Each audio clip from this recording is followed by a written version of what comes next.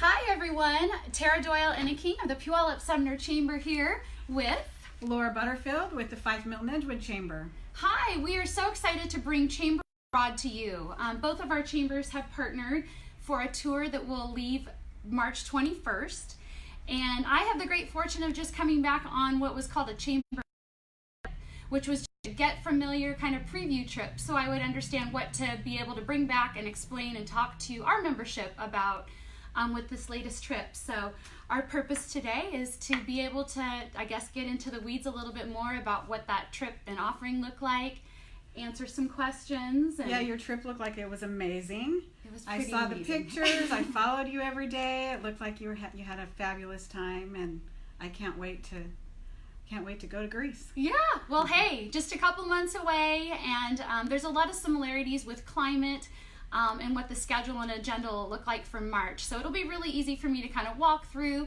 We've got some pictures from the trip. I was blessed to be able to bring my father on this trip, which was really nice.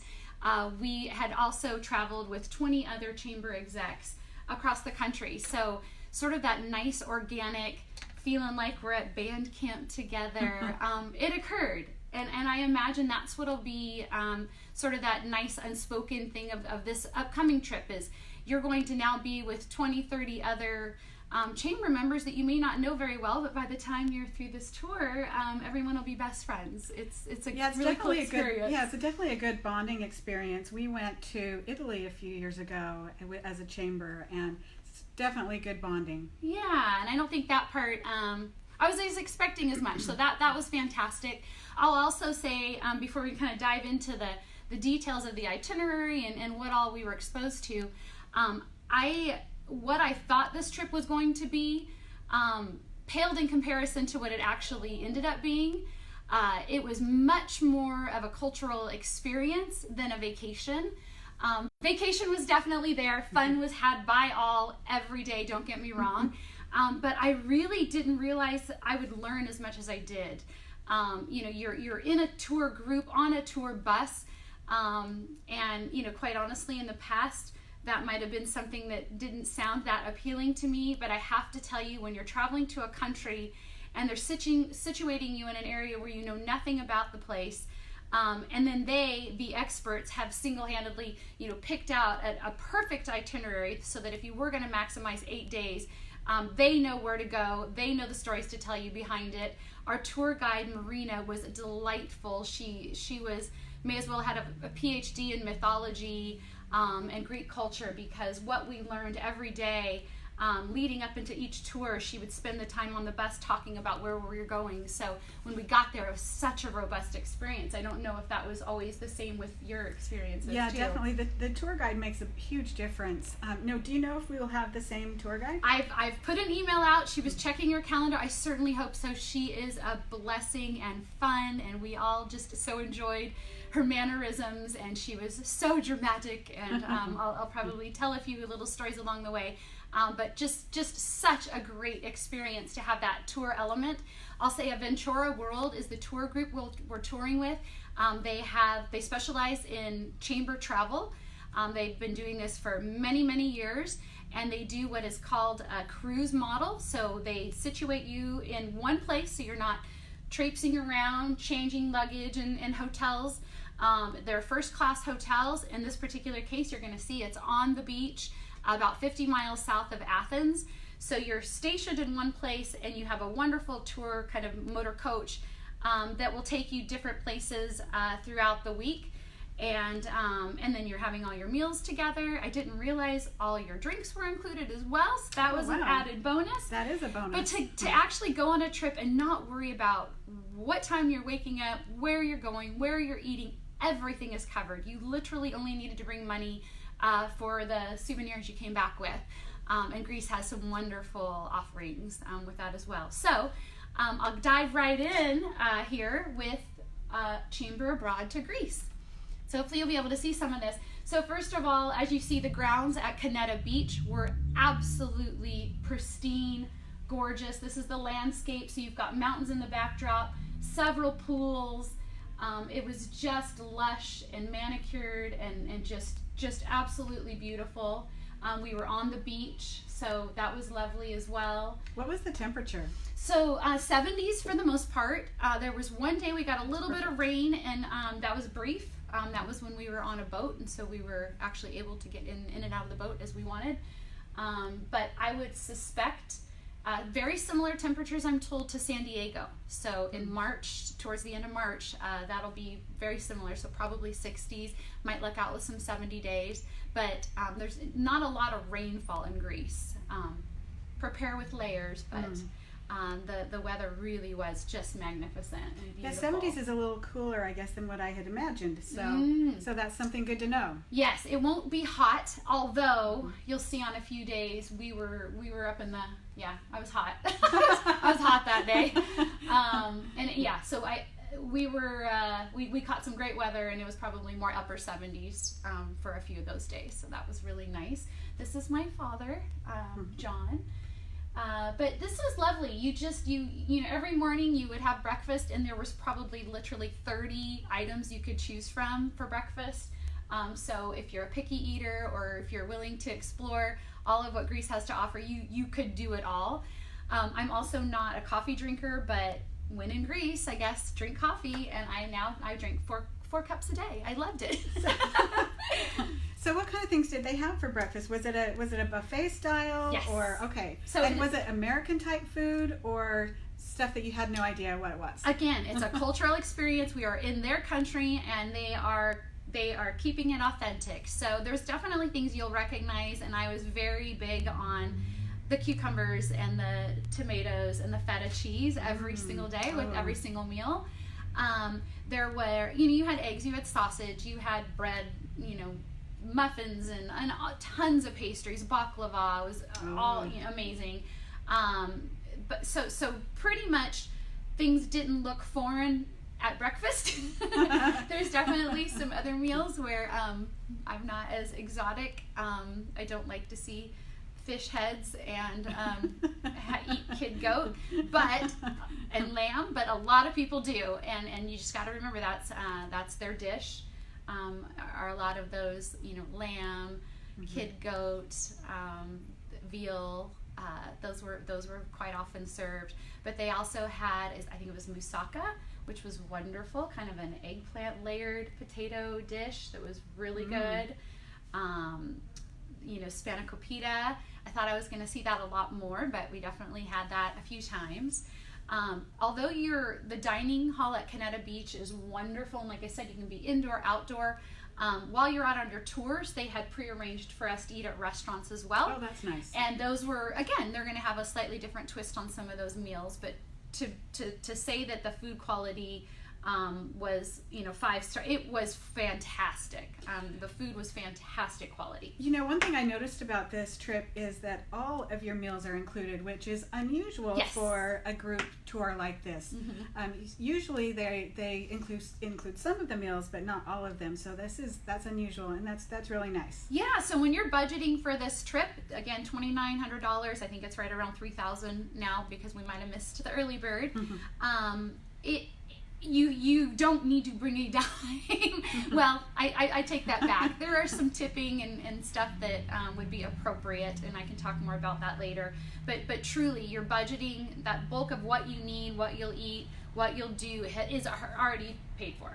That's nice. And I also didn't mention just getting there, and I didn't have any pictures of this, but we flew Emirates. I don't know if that's the normal airline there. I've heard Emirates is really nice. I've heard it's great. Yeah, so I think as airlines go, it's definitely one of the nicest ones. We were all given little pouches with our sleeping pillows and toothpaste and socks and just little keepsakes. It was lovely. Everyone had their own movies. It's a long flight. It's about 9.5 hours. You will be flying directly from Seattle there. So let me back that up. I'm not sure what the time would be on that, because in this particular trip, since we were joining with other chambers, we left out of Newark. So it's going to be a long flight, but it's certainly well worth it once you get there.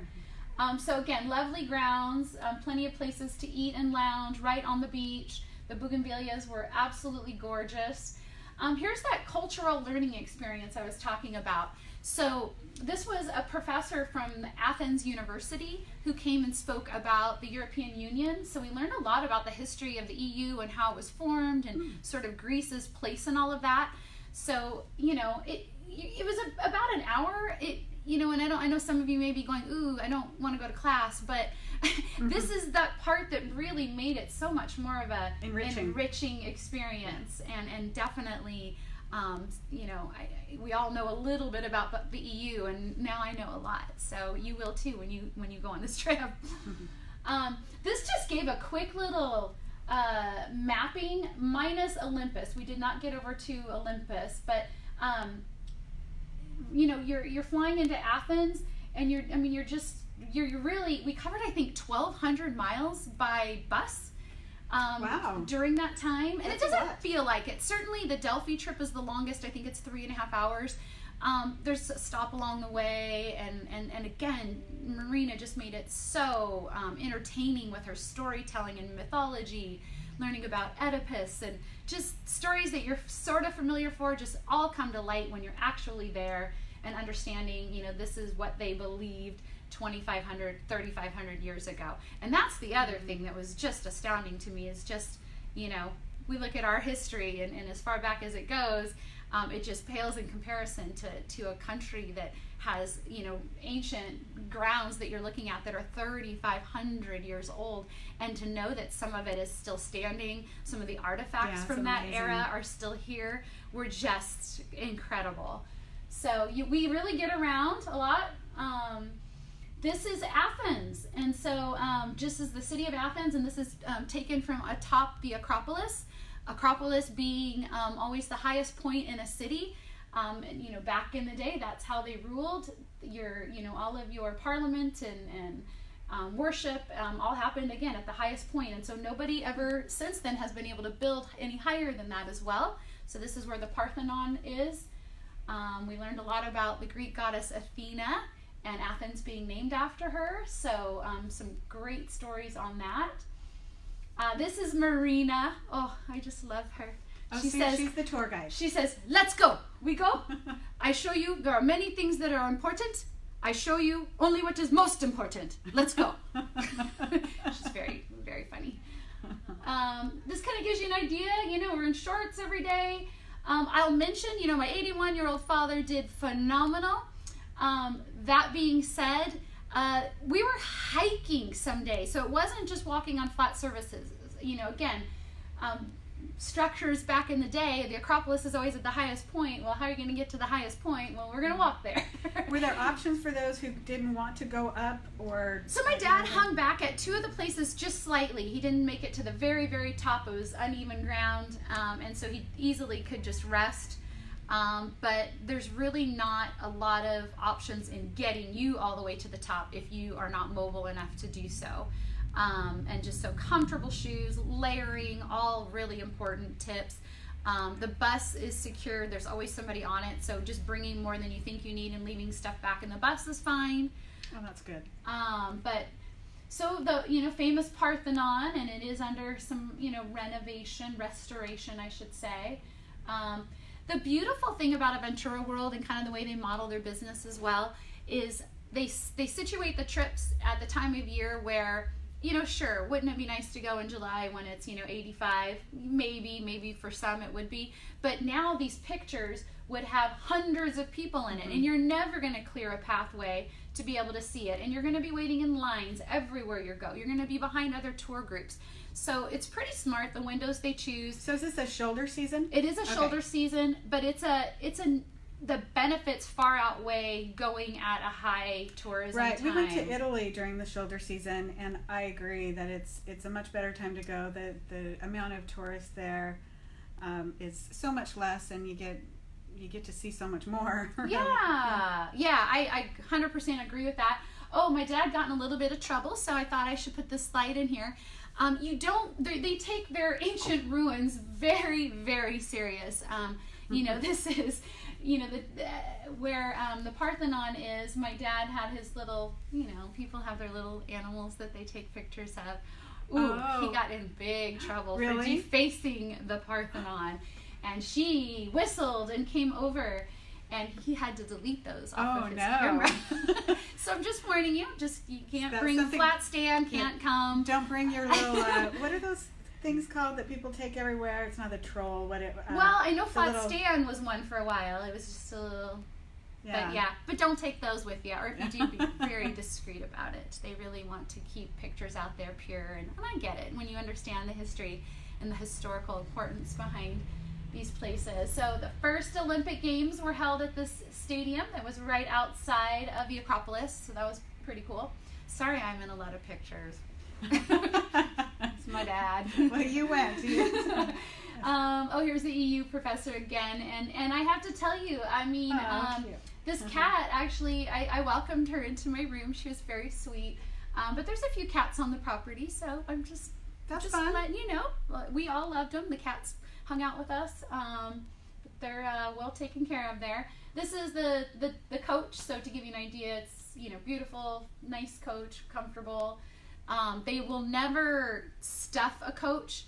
I can't remember how many they're comfortable with, maybe 40 in one. Yeah, when I talked to Vibe, I thought it was 35, 40. Yeah. But I think they accommodate 50 to 60, yes, I think so too.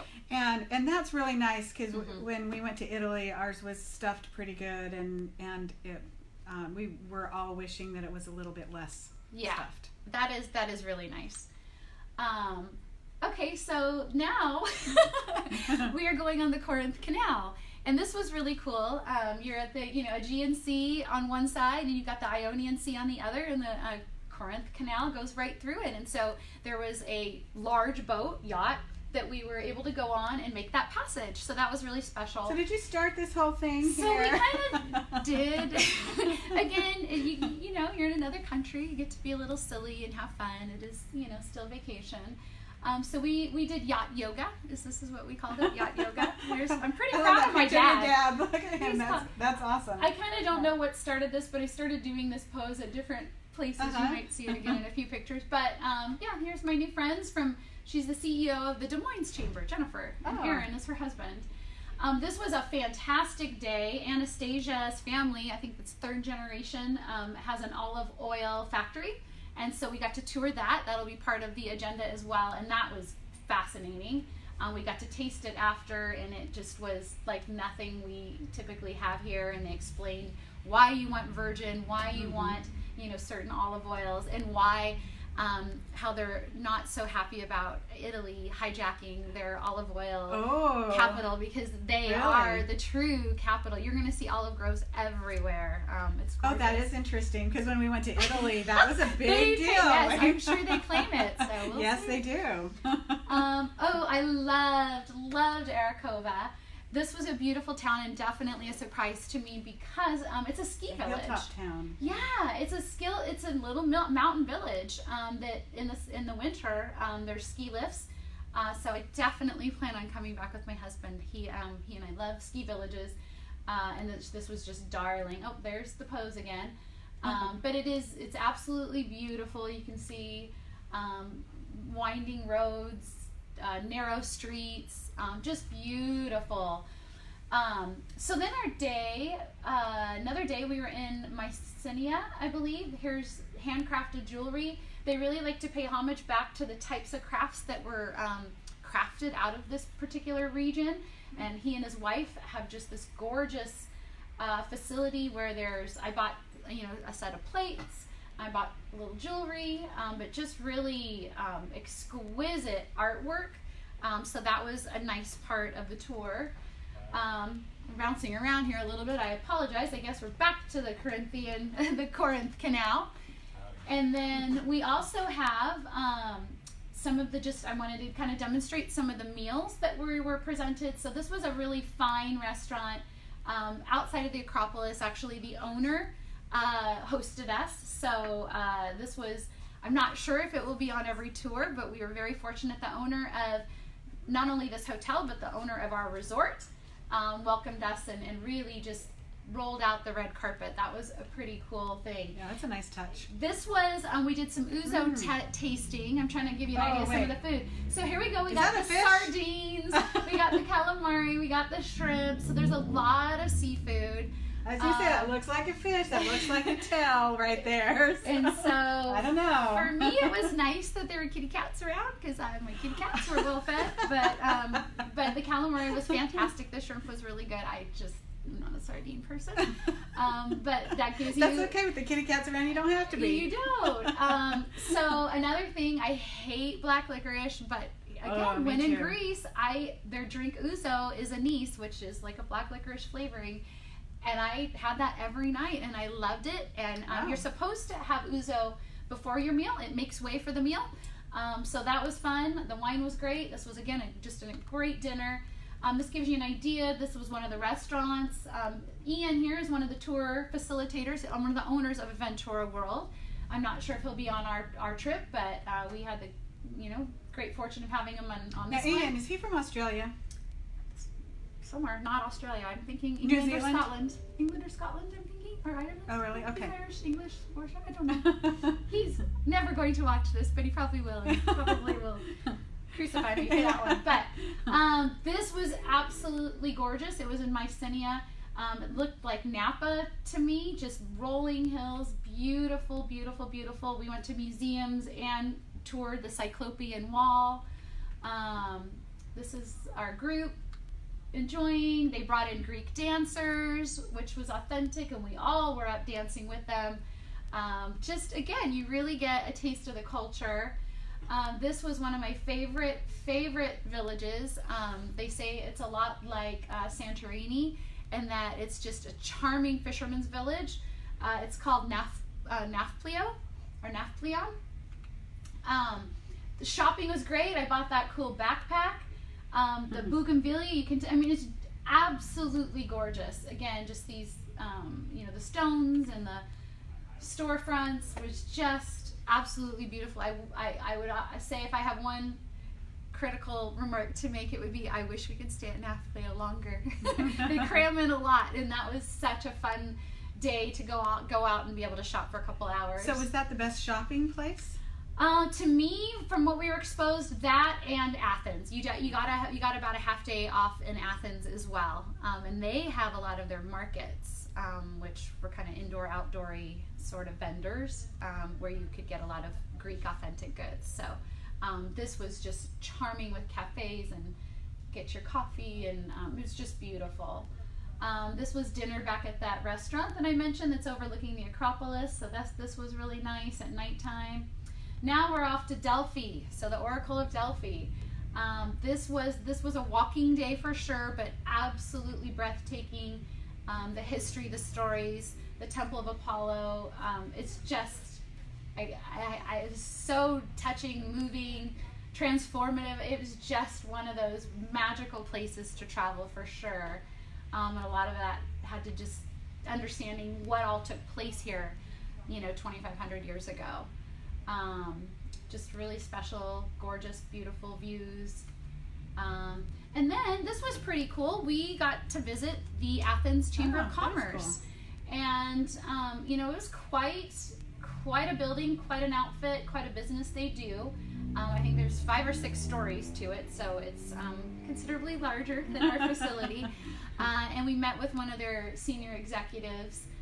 He spoke in Greek, and there was a translator, but it was very first class. I mean, we all had little microphones and our names out, and they really, again, rolled out the red carpet for us, which was really nice, and we got to talk a lot about business in the U.S. and abroad. And then, hey, we finally got a little time to have some wine and hang out with the locals in Athens. That was one of the last days. That was really lovely to do. Owner of the Kaneta Beach Resort is here, and then Vasily should be your tour director, and he was charming and wonderful, and just again the after hours, from dinner on, that's where this whole other level of bonding occurs with those involved with the tour, with the locals that are there. And then with your other chamber members, we really were kind of just in our group the majority of the time. So it was so nice. There's Vasily, my friend, my long friend now. And this is what our dinners would look like. Always wine and lots of offerings for meals. Did you come back here for dinner every night? except for the night we had the nice dinner under the Acropolis. I believe all of our dinners were back at the hotel, and sometimes with a little bit of time to kind of relax for a few, and then go meet for dinner. Did you have a free day at all? No free day. And you know, I've had people ask me, and I even thought this going in because I didn't know that I was a tour person, and now I'm totally a travel by tour. You know, people would say, "Oh, could you skip a day and just lay at the pool?" And I don't recommend it. I'm one of the naive ones who've asked that question before. I couldn't think of a day you don't want to be at. Yeah. And so I just say rest up. I didn't. Take advantage of every moment. But I say take advantage of every moment. It is such an incredible experience. And yeah, so it's just, that's the end of the slide deck, but a phenomenal experience. I have proudly come back to pitch this to our community because there's no pitch about it. It is an absolute incredible opportunity. It's something to be taken advantage of. I know we're rolling out, just this incredible tour group that does everything first class. You'll travel, in a first class manner. You'll eat great meals. You'll have great camaraderie, history, vacation. It's everything. And it really was such a special trip for my dad, myself, the relationships I made. I don't want to say I'm a changed person, but it is one of those kinds of trips that is so special. So I do hope you consider going. I know we're running out of time as far as time to register. The trip deadline, I believe, is December 21st. So I say, give yourself a gift. Give yourself a gift of travel and experience. This cultural experience is incredible. We'll be making these, offerings in the future, but don't miss Greece while it's here in front of you. It's just so incredible. Any other questions? Well, so we're really excited to partner with the Puyallup Sumner Chamber on this. We've done trips in the past, and our last trip we went on, we thought, it would be fun to have some other local chambers that participate on this because it kind of extends our network. And so anyway, we're very excited to join with you on this. And looks like it's a fabulous trip. I'm really excited about it, and hope to partner more. Yeah, and I think we have, I want to say maybe 8 from our chamber that are signed up. We'd love to see that number at about 20 between the 2 chambers. So again, it's not too late. If you were considering it, if you have any questions, I am more than happy to sit with you, have a phone conversation with you, answer whatever questions. But if you've got a little bit of an adventurous spirit and a little extra cash to play with, I would absolutely add this to your 2020 New Year's resolution. So with that, thank you all again for joining us. Chamber Chatter Live here with Chamber Abroad. We'll come to you soon, and I know we'll be partnering with the Fife Milton Edgewood Chamber again for other programming in 2020. So thanks again. Bye. Thank you.